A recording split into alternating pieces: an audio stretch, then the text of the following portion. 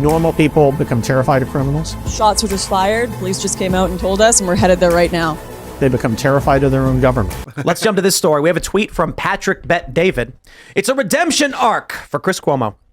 Patrick Bet David tweets, Chris Cuomo trending for being open to the idea of voting for Trump. People are losing their minds over this. And he is certainly correct. Let's play the clip. It's about 2 minutes long. We'll play a little bit of it. If it's Biden, Trump, look, for me, again, we survived a Trump administration. Would we survive another one? Yes. Yes. I don't think there's any greater risk to America with him than with Biden. And for people who are now going to attack me and say, what are you talking about? Trump is like this crazy man. Well, look, you know, as Patrick says, the data is the data.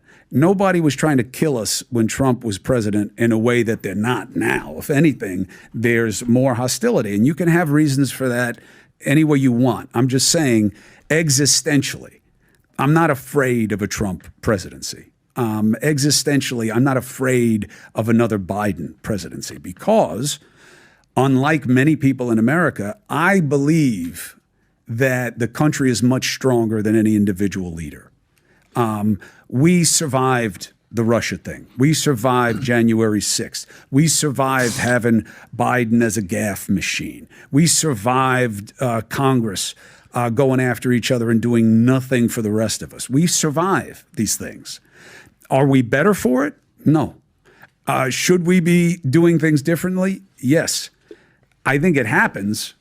I don't know when. I don't even know why. But, you know, in terms of who I'm going to vote for, I would really have to see where we are at that moment in time. And so you're open to a Trump vote? I am always open. And I'll tell you this. People say, oh, bullshit, you've never voted for a Republican in your life.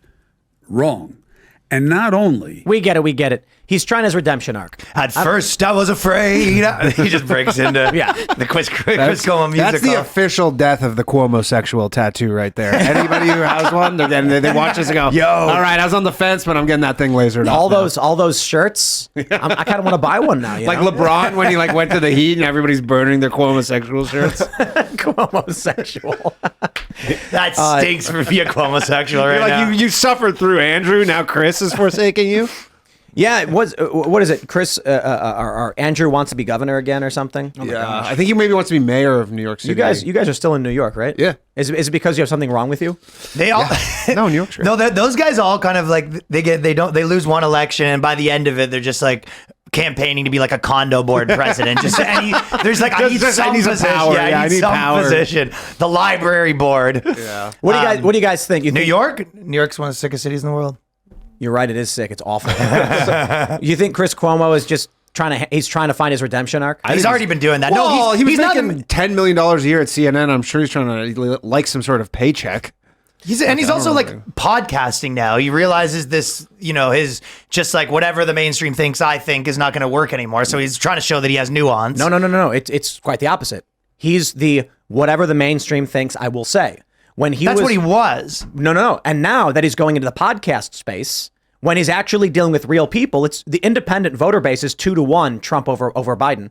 So all he's doing is adapting to the environment he's in now. Yeah. He's doing the exact same thing. Well, that's what I just said. Yeah. No one ever challenged him at CNN. I'm saying if he was still at CNN, he wouldn't be saying this. That's right. I agree. My point was simply the podcast world is the mainstream, and he's simply doing the same thing. He's just towing the line for whatever the popular narrative is. I would even say it's maybe less so just mainstream, not mainstream. It's like if you're going to be doing these 3-hour interviews with all different sorts of people, you have to sort of show that you have some nuance, and he wants people to see him as a reasonable guy and listen to his podcast.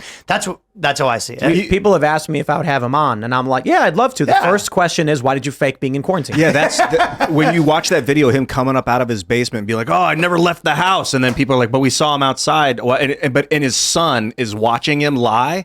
And just his son's face is just so so much disrespect. Don't get Ian started on lying to kids right now. Hey, really? This guy will never come on this show. That you can listen. Cuomo will never come on this show. I think he would. He will. He for sure will. Because the first question is, why did you fake being in quarantine? Maybe not after you said now that you said that, he's got tons of time. And then I'm absolutely going to say it. And the second question is, do you think your children are worse off for having watched you lie on television that way? No, I think they're better. Well, that's a good question. But I think that his kid might be a big part of the reason why he's not doing it anymore. I get people saying, "Oh, Tim, when you insult these people, now they won't come on your show." I'm like, "Oh, like okay, too bad." What this dude did was contributing to psychotic, authoritarian, just government fascistic Nazi garbage. I think people are breaking out of the empire. Like they're shattering their allegiance to the empire, and by that I mean like the dark empire of Star Wars, and they're coming too, and they're definitely willing to be like, yo, maybe this rebellion ain't so I just bad. think he'd go back. I think CNN could offer him in a second. Right. He's from a political, like huge political family. Like he, in his mind, he's like, yeah, you lie because it's for the greater good. That's and he's like in New his York. mind. That's like where all of his connections are. They're all probably still attached to CNN. Like it's not only his like life, religion, and social circle. It's how he values himself. So he might do this right now. But if CNN was like, we'll cut you like a quarter of the check we gave you, he'd be like, okay, sounds good. I think he would go back and be the weatherman if they gave him that check. Literally. If he really did want to come on the show, knowing I will ask him all these questions, I would respect that 100%. Yeah. That'd I mean, be I think cool. if he's going, I haven't seen the whole Patrick Bet David, but if he went on there for 3 hours, I can't imagine he was getting. Patrick Bet David does not do the kid gloves treatment. So Agreed. Yeah. And that's kind of wild to me because I feel like Patrick Bet David actually goes harder than I do. He does. Like yeah. when he brought out the boots for Ron DeSantis, like, wow, dude. Like, Patrick Bet David is awesome. That was amazing. I would never do that. It's like, I don't know if I have the balls to pull out a pair of boots and be like, put them on, Ron. You know what I mean? Take your. I try to I be can't accept gifts. I can't accept gifts. I'm willing to ask the question, but I don't know about actually like put them on. Patrick Bet David's literally like, all right, we're going back to back, shoes off right now. Yeah. Push-up competition. Let's settle this. Yeah, he's Yo, big. that was awesome. He's real big and muscular, and he's got that vibe. Like I'm a soldier. Yeah, Kinda. he is. He was Oh, a yeah. soldier. Yeah, dude. Yeah, Dude's great hardcore. show by the way. And man, Yeah, you've been on his show. several times. It's amazing. He's a good dude, and I really respect and appreciate how he brings these people on, bringing on Wiener, bringing on Cuomo. That was a great episode of Wiener. Did you guys And see he calls him the out. Wiener breakdown? That was a wild no one. freebies, no freebies. He calls him out, so I respect it. I tend to think like I'm my own worst enemy, and that if I do talk crap about people before I even give them a chance, that I'm ruining my own pathway, my own career. So I err on the side of, hey, maybe Chris is down to jam, man. Let's talk about the weird stuff. Let's talk about what life was like at CNN and make a better career. He'd be an interesting guest to talk about like what was life at CNN, because obviously we have a lot of strong opinions about it and the mainstream media generally. But I think it would be, it would be unlikely that he would come on again, because I think so much of it is tied to I eventually want to end up back in the hive.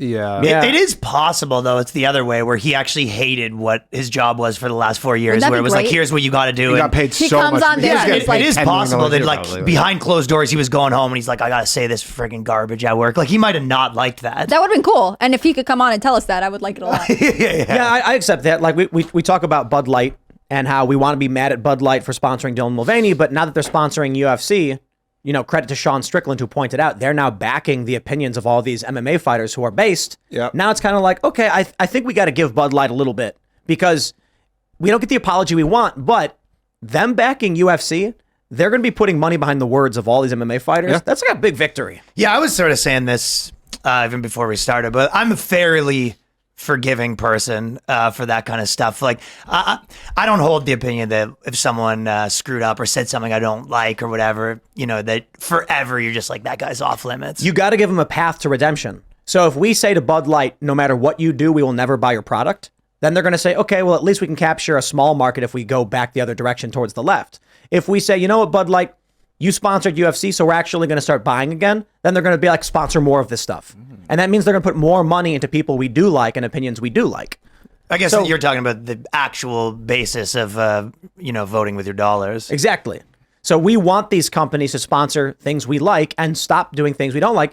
So when Disney makes a whole bunch of weird woke movies and they fail, we don't got to do anything. We just don't have to watch their crap because we don't like it. They get the message and they put out to their investors like, hey, we're doing something wrong. And then So with Bud Light, does that mean that you would only buy Bud Light at like a UFC event? Because if I assume they separate their grocery sales, right? I will buy Bud Light the next time we get a UFC fighter with the Bud Light symbol and he says something. And then Bud Light just accepts it.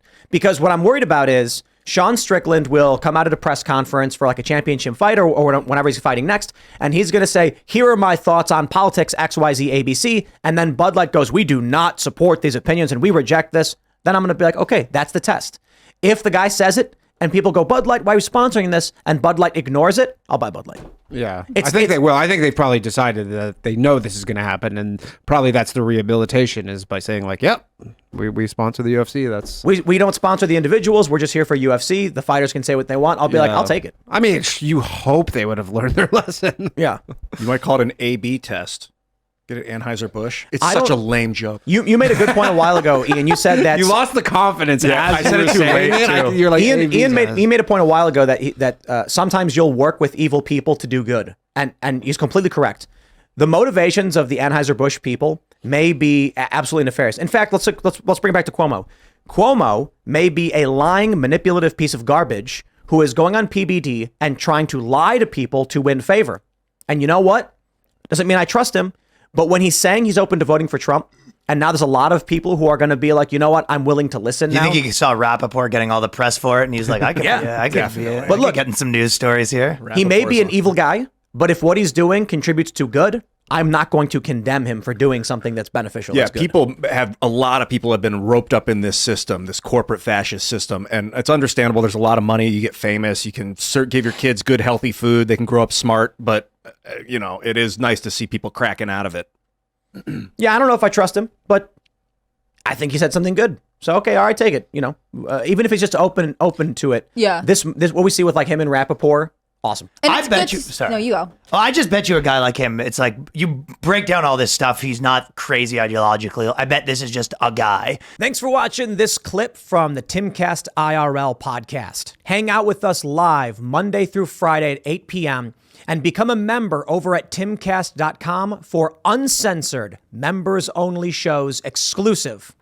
Thanks for hanging out, and we'll see you all next time.